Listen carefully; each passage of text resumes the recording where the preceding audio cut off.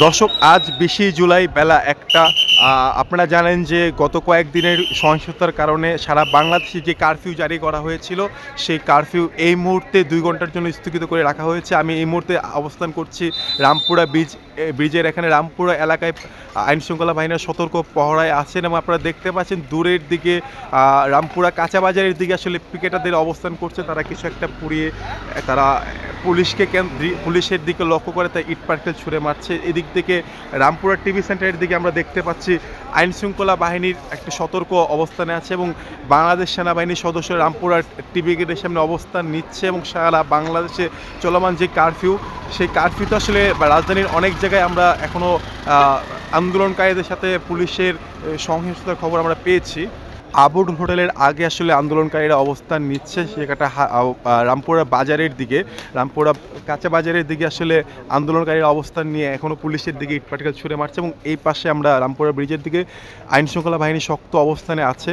আপনারা জানেন যে গত কয়েকদিনের সহিংসতার আন্দোলনের পরবর্তীতে গতকাল রাত 12টা থেকে সারা বাংলাদেশে কারফিউ জারি করা হয়েছে এবং কারফিউর মধ্যে আমরা দেখতে পাচ্ছি রামপুরা দিকে আসলে এখনও আন্দোলনকারীদের অবস্থান।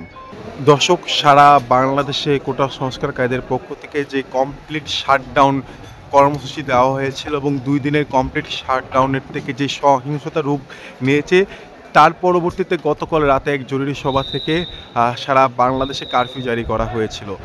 আজ 20 জুলাই এই মুহূর্তে বাজছে বেলা 1টা। আমরা অবস্থান করছি রামপুরা ব্রিজের এখানে। আপনারা দেখতে পাচ্ছেন যে সেনা সদস্যরা সতর্ক পাহারায় আছে এবং রামপুরা কাঁচা বাজারের দিকে আমরা দেখতে পাচ্ছি কিছু সংখ্যক আন্দোলনকারীরা তারা আসলে অবস্থান নিচ্ছে এবং তারা আইনশৃঙ্খলা রক্ষা বাহিনীকে দেখে তারা আসলে ইট পাটকেল ছুঁড়ে মারছে।